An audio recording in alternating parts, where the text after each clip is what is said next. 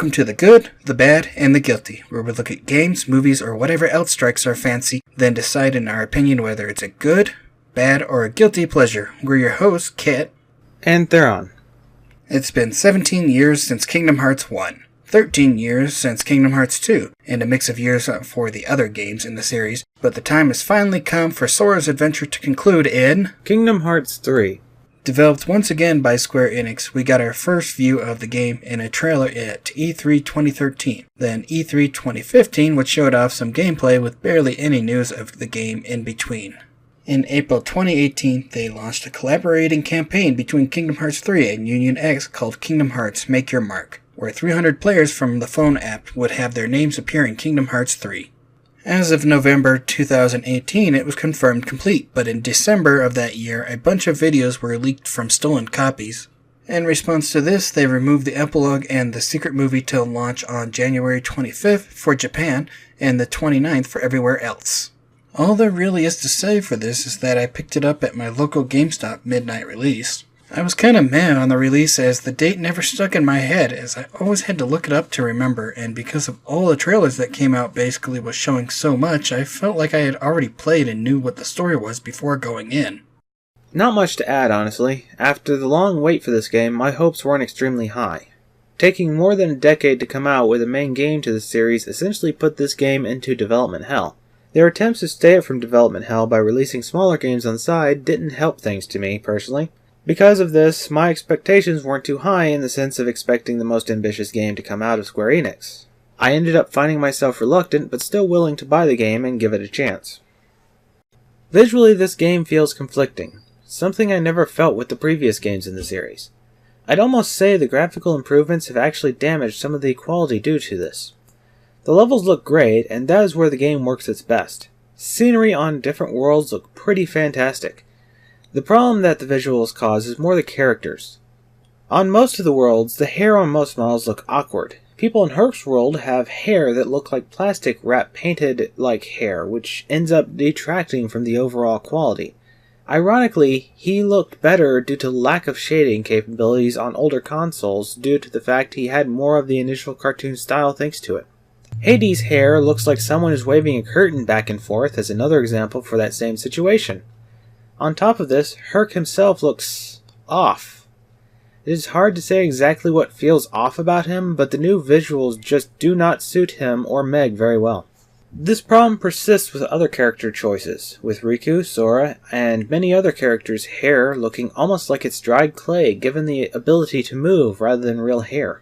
I mean, I know to get spiky hair that stays like that even when you're in the middle of combat you need a lot of hairspray, but I think when your hair fossilizes, it's probably time to stop spraying. Yensid is another example of the odd visuals, with others joining in on this as he and a few others, primarily on the Kingdom of Corona, look almost like higher resolution versions of old PS1 era FMV models. Sure, he's all smooth and high poly, but he also looks like something someone would wear if they wanted to stab you with a knife. One of the only worlds I can think of where visuals looked alright for the most part was the Caribbean, where the higher visual fidelity helped because of the characters being more realistic. And because most of Sora's hair is covered, it is hard to see whether or not his hair is even properly groomed. Even there, though, some of the characters have an oddity. The most glaring example being the Commodore, with William being curious. The Commodore looks smooth, uncomfortably smooth. Like someone took a waxer to his face levels of smooth. William, it is hard to be sure on, as he has seen less than most of the other characters, to an extent enough that it was hard to get a clear view long enough to really focus on him compared to the others. An odd choice that still was a little more pleasing to look at was the 100 Acre Woods, where they chose to make it look more like a cartoon, while trying to make cartoon characters like Herc look more real. Back on point, they chose to make 100 Acre Woods look more like a cartoon than the other parts of the game. This looks good. It gets rid of some of the odd shine on Sora's clothes. Honestly, I don't see why they didn't do similar with Herc's world, since it was also a cartoon rather than 3D animation. Though I can't say this would have fixed all the awkward looks to stuff, as while Murder Skin Yensid would probably benefit from less shine on his horrifying looking face and beard, worlds like Kingdom of Corona, Monstropolis, and Arendelle all are from 3D shows from the start.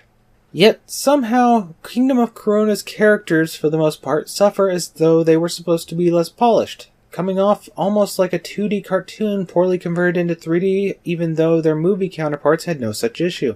Arendelle, for the most part, fits its style well enough, but then Monstropolis comes off looking awkwardly low quality at times. From Sora's own design looking to have less detail than surrounding models to times where Sully's arms jiggle like they're jello, which I think was their attempt at adding moving fur in his particular fur-covered case. I do think some of these decisions pay off near the end, heading into Scala de Calum, where some of the visuals are just beautiful, though it feels like having a delicious dessert after a subpar meal. Sure, it is a great topping off, but the way to that end result felt lacking. I'm not sure just what to really say on this game. It looks nice in some places, but others it's like, did somebody run over the models? Hercules looks like he's missing some parts because he's too shiny. Shiny like a treasure from a sunken pirate wreck.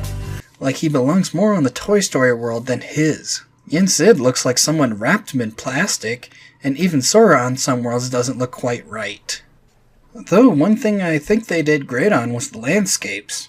Each world feels majorly expanded and can look really great and neat with a lot to explore, which is great, but this also has a downside of making them super empty. Toy Story's World Toy Box only has a small group of the cast, and that's despite going to a huge toy store where you expect them to be able to interact with a lot more toys on the shelves that's not possessed by Heartless. Frozen, you just stayed on the mountain going up and down, basically feeling lost on it, not even visiting the castles. Twilight Town basically crunched down into 2 areas from the full town in Kingdom Hearts 2. The only time I really felt like they tried was in the Pirates world, which is odd with how I said for 2 was cut and paste. Basically, all I can say for the graphics and such for this game, it's hit and miss. Some stuff looks great, while others make me laugh my head off with how stupid it all looks. Kingdom Hearts 3 starts off right after the 3DS game Dream Drop Distance, where Riku having passed his Mark of Mastery exam and Sora having failed it. With Riku having the power of waking, he and King Mickey head off to the Realm of Darkness in search of the other Keyblade Master Aqua, who's been trapped there for a very long time. While Kairi and Axel, who is now called Lee, head off with Merlin to learn how to use their Keyblades. As for Sora, with his powers drained and spirits crushed from almost falling into darkness, Sora sets out to regain his missing power and get his own power of waking to help him in the up-and-coming fight. Once again, Organization 13 has come forth, but this time it's led by Master Xehanort, an old Keyblade master from many years ago using darkness and time magic to bring forth different time copies of himself to fill out the ranks that's not already being filled out by some of the old members who returned to the group after regaining their humanity. His goal is so he can pit light against darkness and forge the Keyblade, and finally open Kingdom Hearts. As for what he will do after he unlocks it, is get his ass kicked. That's basically it for the story. The rest of the game is either explaining what happened in the games before in detail, or the story of the 7 Disney worlds this time. The explanation for what happened in the previous games, I felt like it was just slapped in there more because of Xbox users who also got this game, so they would have some idea of what's going on. Now I get the need for it, of course, because some stuff from the games need a little bit more explanation, but this felt more plot dump than anything half the time. At the same time, they have books at the beginning before you even start the game that are there specifically to give a rundown of everything going on so people aren't going in blind. As for the Disney worlds, all 7 of them are basically one-stop visits where they go through stories. Hercules' world, where you're basically finishing his story, where Hades has summoned the Titans and fighting them. Toy Box, where you try and help the toys find Andy and not even do that. Corona, which tells the story from Tangled, minus some parts like the important twins, or how she got the bag. Monstropolis, where it, more or less, takes place after the movie, and it's just chasing Boo's door. Arendelle for Frozen's movie, or How to Climb a Mountain a few times and buy our merchandise, please. Oh, and here's a song and a half that we drilled into your subconsciousness. The Caribbean, which does the 3rd pirate movie in a lot more detail, making it feel like they put a lot more work in this world than any other. San Francisco for Big Hero 6, which didn't even touch anything with the group, and it was more a way to bring another Riku into the mix. Swear, Sora's gonna have PTSD every time he sees Riku after this is done. Each world's story, minus the Pirates world, felt meh at best and boring at worst. Which you can say it's pretty funny because for Kingdom Hearts 2, I said how empty the Pirates world was, and for Kingdom Hearts 3, I felt more or less it's the only world with anything to it. There isn't much to each world than the little snippet I gave for them. The only real thing I can say for them is they exist, and that's it. Unlike any Final Fantasy people, other than the clip at the start of Toy Box, which may or may not have just been an ad for a Final Fantasy game.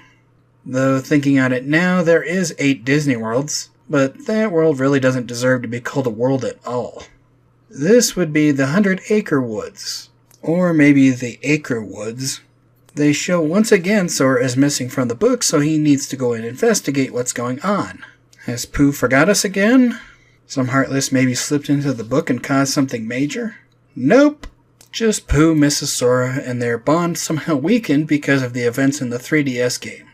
Somehow. We land at Rabbit's house where everyone else is, and even introduced to a new friend in the way of Lumpy the Heffalump. Sora and Pooh talk for a minute, then the world's done.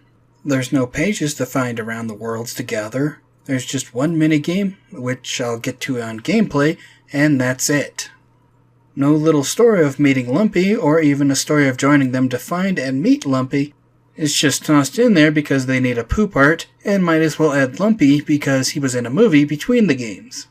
Also, one more thing before I pass it off to Throne. Donald's a major ass in this game. He's supposed to support Sora after he lost his power at the end of Dream Drop, but all I hear is Donald cutting him down and saying mean things.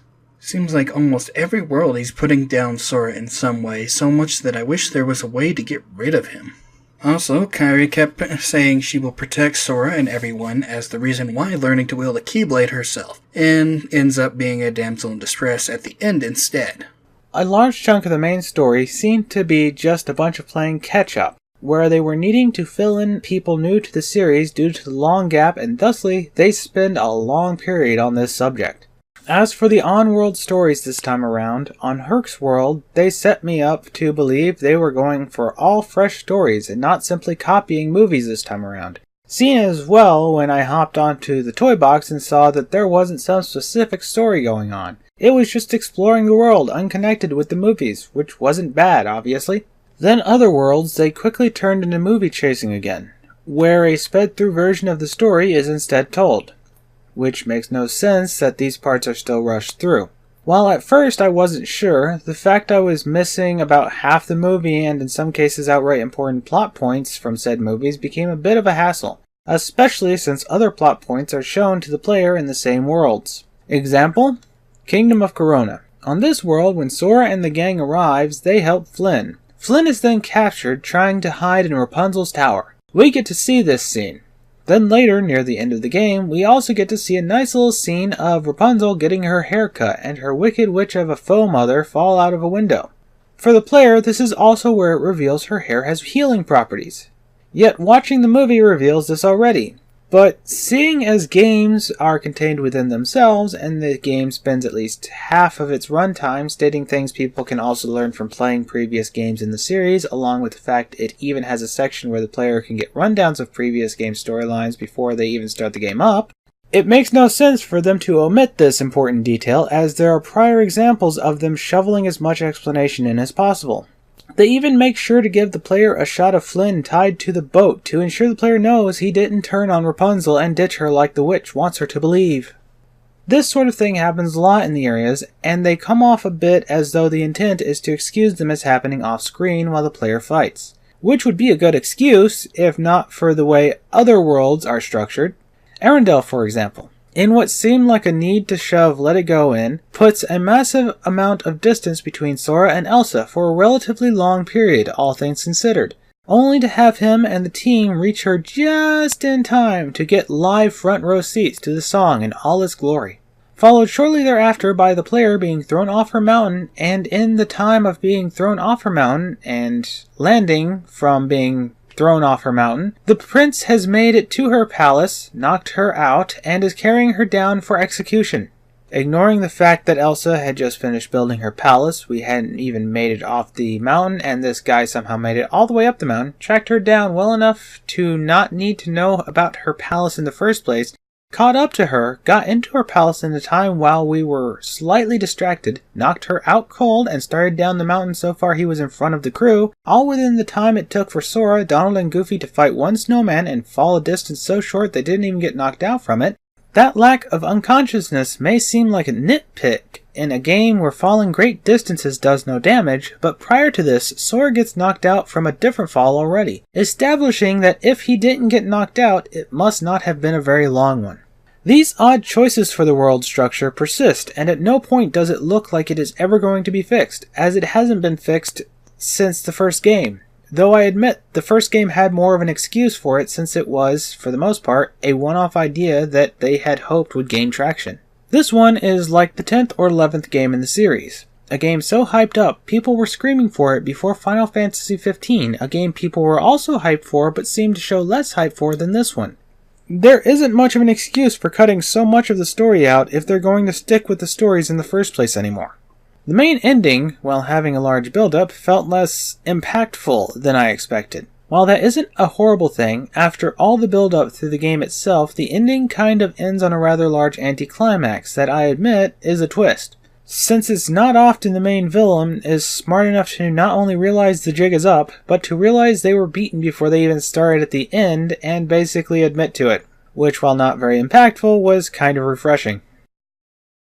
Gameplay this time around is an interesting beast, to say the least.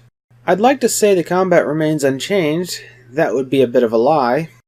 Combat, for the most part, is still a combo system, though movement has been improved in one way while being gimped in another. The smooth walking and running of Kingdom Hearts 1 and 2? Out the window. Now characters stumble and stagger around if you try to turn too quick, because for some reason this game needed to have characters stop in place before they can turn around. The realism argument goes out the window when you're fighting creatures made of pure darkness that can rip people's glowy rainbowy hearts from their chests, and gigantic keys are used to fight chests made of evil people. So this change to walking and running makes no sense, and for the most part only hinders the player. I'd like to say the wall running the game now allows is a good thing, except it isn't that great of a benefit. A large portion of the game is focused around this mechanic, from some boss fights outright demanding it to exploration levels requiring it. All this sounds well and good until it's thought about a little. This mechanic sets basically the world up for exploration and free movement, only to have it used as a mild platforming mechanic used to get up a ledge that is only there to excuse the mechanic existing in the first place. In Twilight Town you can go up pretty much the entire town. Well, the parts you can explore, but I'll get to that. The problem with being able to go up to the town pretty much anywhere is that you get to see a bunch of town. A bunch of town you'll never get to see up close, as you are restricted to this small section with little to nothing in it. This wall running mechanic lends itself to open world level layouts, which this game does not have. To add to this, two other problems exist. As spoken of in the Kingdom Hearts 1 review, platform combat sucked then. Well, platform combat makes a return, though not often. But it is also how another mechanic became really annoying. Flow motion, a mechanic in the game where you can jump onto surfaces to do special attacks that deal out more damage than your normal attacks. It sounds nice and cool until it turns out to only be really useful at hindering attempts to get to a surface quickly to climb back up to re-attempt platform combat. This flow motion mechanic sounds like a cool idea on paper. You dodge away from an enemy, hit the wall, lunge off, and deal extra damage, thus resulting in turning your situation around. In action though, this mechanic only ever ended up happening for me when I was trying to jump a wall after falling off a ledge during a fight, or just trying to dodge closer to the wall, thus causing the entire system to feel hindering rather than useful. Now, on the combat, one thing to point out is that the combo system is more like Kingdom Hearts 1 than 2. Sora starts out with a select few abilities, his combo is short and leaves him essentially stuck in place at the end, ensuring enemies get to hit him. The benefit though is they give him the ability to dodge now, so there is a slight chance of actually getting out of the way. Platform combat is only really a hassle in early game, as the game later allows the player to jump and maintain height well enough to basically fly around worlds if done right. This means the only worry to really have is if there is floor underneath Sora for him to land on when the fighting is done. I mentioned above the lack of exploration. This game doesn't have an open world for the most part. I say for the most part as there is a single instance of a sort of open world on the Caribbean world, where the player gets to sail freely over a somewhat large area and check out patches of land Everywhere else in the game is either small corridors pretending to be open areas or wide open areas with nothing in them. Twilight Town is small with very, very little area to explore, to such an extent that it is at most a quarter of what Kingdom Hearts 2 had available. On the Kingdom of Corona world, they'll throw areas that seem to be open for stuff to do, only to have most there is maybe a treasure chest, some monsters, and the pathway to the next area.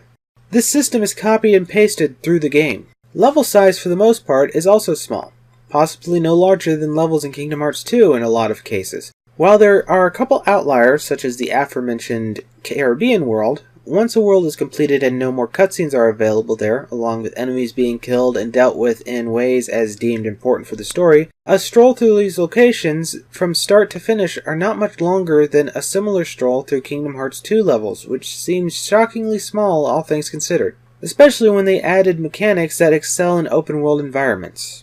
The wall running mechanic has more issues as well. Primarily that there are excessive amounts of points in the game where it should be useful, but it isn't useful because they need to slow progression down. That might be a bit harsh to assume the intention, but there are multiple areas and multiple levels where going up a wall is the solution to a problem. Then there are multiple locations where going up a wall is an obvious solution, but they've decided that particular wall cannot be ran up for one reason or another. Rapunzel is made useful in such a manner, using her hair to get through certain segments of her world because the specific wall they need the player to get up is just randomly a wall they cannot run up, even though walls literally in the same area can be ran up. And they make sure to take their times with these scenes as well, taking control of the camera away from the player so the player can watch her set up for the jump, and even taking a while to set up the jump in question. It comes off a bit too much like it's there just to slow progress down, and I have a hard time believing no one on staff mentioned just how painfully slow it was. The mention of the camera control is also important, as this game treats the player as though they've recently been lobotomized at times, as when the game starts they will take the camera control away from the player at the first save point. Zoom in on said save point. Pause the game to bring up a pop-up detailing in detail what the save point is for. Then let the player save. This might seem like a nitpick, except this sort of thing will happen a lot, and some of their attempts to help players understand outright get in the way of actually understanding. I'm a simple person. I see a list of controls, I get told that control controls a thing. I nod and get it done. This game, though, often does not seem to understand this, and instead of giving information in a quick and simple to understand method, they instead have large walls of text next to a picture detailing every attribute of what is going to happen, to the point that picking up Lord of the Rings feels like it would be a shorter read than the minigame to crack an egg. Next on the list is the worlds in general. There's some suspicious goings on with world progression in this game. If I didn't know better, I'd say they focused on certain worlds and just slapped others together, along with certain worlds originally intended to be entered earlier on but were shoved back for some unknown reason. First example, remember how I mentioned the Caribbean seemed to have the semblance of an open world? Yeah, it has more chests, a more explorable world, more details, and actual interactions between villains and heroes, even if only a real quick race against said villain. Hark's world threw you against 4 bosses, one followed by 3 others in a short span, gave little information about it, and had little to nothing to do beyond a poorly controlled shield sliding minigame. This is a problem most of the worlds have, and on some worlds these minigames get recycled. On Arendelle, instead of sliding through fire, you slide away from an avalanche, but it is just the same mechanic with ice instead of fire. The irony to this, and possibly the point that started to sour some of this for me, was the 100 Acre Woods, which was where most of the other minigames used to reside. This time, it's basically their take on Bejeweled. 3 times. It isn't even different minigames each time, they just change what you're collecting, otherwise they're exactly the same minigame 3 times.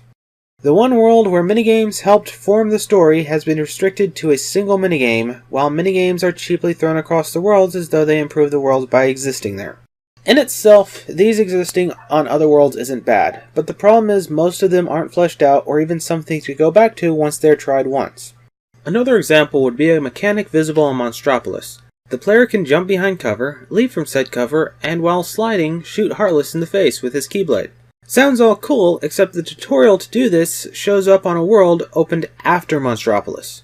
The tutorial for this showed up for me on San Francisco, 3 planets after Monstropolis for me.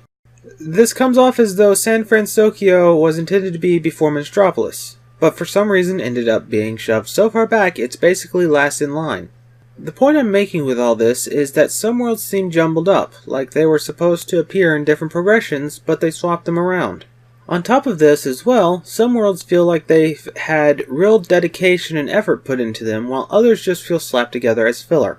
It's unpleasant, and most of the way through the game felt like a tedious slog waiting for things to improve. One serious example to finish off with. Basically, one of the last worlds you go to before the end of the game, San Francisco, hidden behind 4 to 6 other worlds before it even appears to be reachable, only to then be the highest level world of the bunch. It's the tutorial world. That's not an exaggeration. They teach you to move, they teach you to fight, they teach you everything. They even make reference to past events from prior games in more blatant manners. This world was meant to be one of the very first worlds you go to, and some reason they threw it back as the furthest away. This sort of out-of-place change actually felt jarring. It isn't a presumption either. Some of the stuff they have the player do is too blatant to be considered not a tutorial. Not quite last, the difficulty. Without a doubt, this is the easiest Kingdom Hearts game I've played.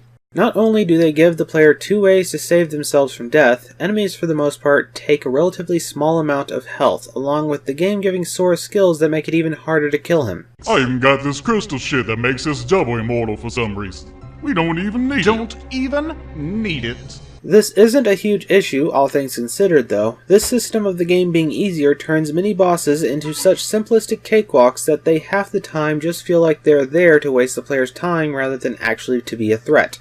I'd like to say the exception to this is the final boss, but even then they do so little damage half the time that if the player doesn't get a dodge right, it's just a stun lock until they get to attack again. Usually with plenty of health to spare, and usually as well with more than enough health to easily wait out the regen meter for magic without having to try much, without even being over-leveled. As well, leveling in this one feels a lot easier. To an extent, it was nearly impossible to be underleveled. And if I were to enter a world underleveled, I'd still somehow level up quick enough to make showing up underleveled trivial. What I will end on is the gummy ships this time around. Without a doubt, the worst it's felt. With Kingdom Hearts 1, we had a slow-moving system that had nothing really to look at, and for the most part, an empty system of just moving forward. With Kingdom Hearts 2, we didn't technically move any faster, but due to the visuals and combat, it felt like it was going along faster. This time, we get a slow, empty move through wide-open space with encounters that most of the time are a hindrance rather than something to fight on the way to the next location. It's the direct opposite of what made gummy ships in Kingdom Hearts 2 so enjoyable. So for the movement at first I didn't see what Throne saw, but after a little playing around I did. Sora does move a lot different in this game than how he did in 2. He feels a bit more sluggish, and when you turn really sharp, unlike in the other games, he kinda stutters when he turns. Which any movement like that can sometimes mean the difference between damage and a dodge. There's some new things that were added, like being able to wall run. This is a hit and miss feature. At first it looks cool because running up a 90-degree wall with ease is neat, but then you have the bad parts like finding a majorly flat wall in a forest that looks out of place. Or on every wall like Twilight Town, giving it that weird sheen effect all over town that makes it almost look like it might be the fake town. Would explain why there's so little of it this time around though. The maps are very neat as well, till you take a closer look at them. Tangled and the Frozen World are just a big forest and a frozen mountain, and they're pathways at most, but they feel more like they're big and open because of how the maps were made. Toy Story's world, you barely touch Andy's room, so it's like, why not just start the toys at the mall to begin with? The only truly open world is the pirates with their ships sailing. It almost feels like they took a page from another game with sailing in it. The platforming from Kingdom Hearts 1 is back, but it's not as bad. Like before, needing to be right near a ledge to make it to the other side, or falling off a cliff and needing to climb back up. Sure, there are still cliffs that you can fall off, but that's usually where a wall running spot is, or by then you have something like double jump to get back by then. Also, they added one feature from Dream Drop, and that's being able to use flow motion, which I didn't use in that game, and I didn't in this, other than spots where it was forced. As well, it's cool to jump into a wall and jump back like a spring into enemies for some more damage. I'd rather just smack them with my Keyblades. Speaking of the Keyblade, they got a little of an upgrade.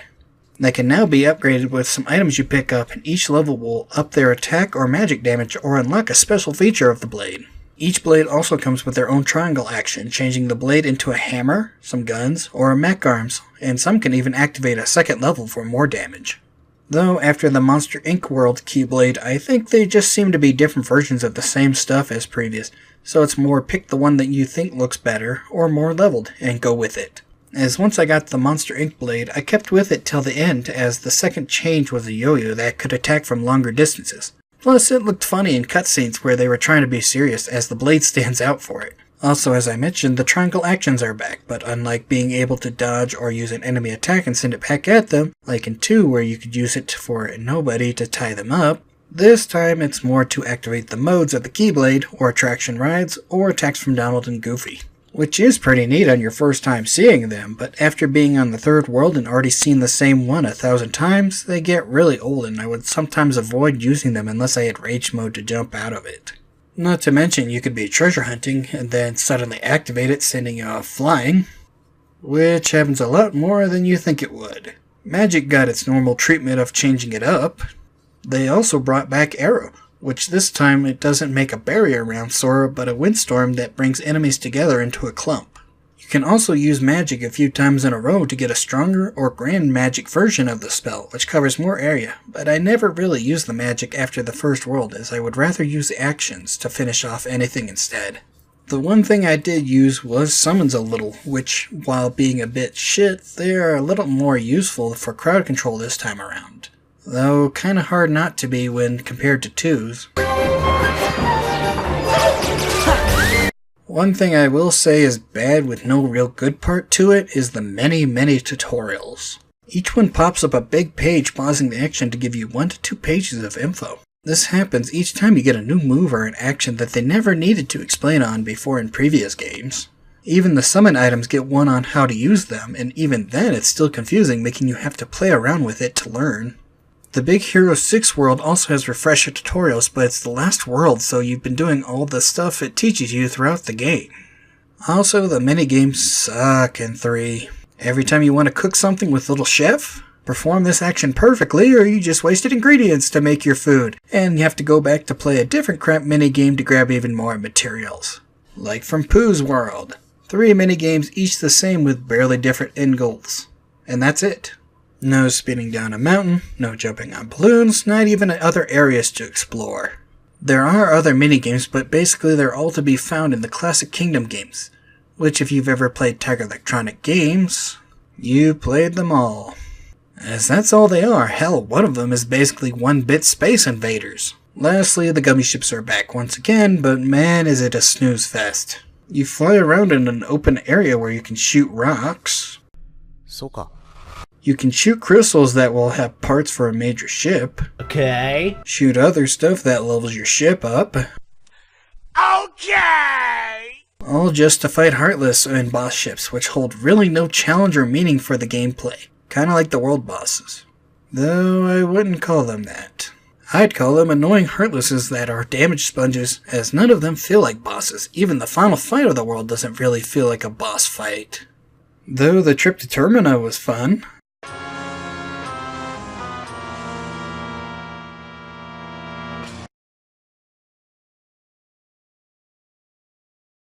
This game was just a mixed bag for me. While on one hand it's nice to finally see an end to the series, the other hand it felt like they didn't do much with it for the 13 years they had to plan for it. The worlds were subpar and few. Combat was okay, I feel, minus the triangle button. But all in all, I kind of feel this game was a weak end to Sora's story as a whole. I'm not going to say it was bad, but I wouldn't say it was too good. It's basically meh, as I doubt I'll be playing it too much after I finish the trophies. As after all, I had more fun re-recording some of the lost video files for the Kingdom Hearts 2 review than playing most of this, and I've beaten that game countless times. I came into this game with low expectations, and early on those expectations were lowered to the point of disappointment. They reverted gameplay in places, added stuff that just felt in the way, and even after completing it and going back to retry it, I find myself more interested in Kingdom Hearts 1 or 2 instead. I can't bring myself to say it's bad, as I couldn't really find anything actually horrible, just personal disappointment. So while I'm not too fond of it myself, I would have to say the game is still good.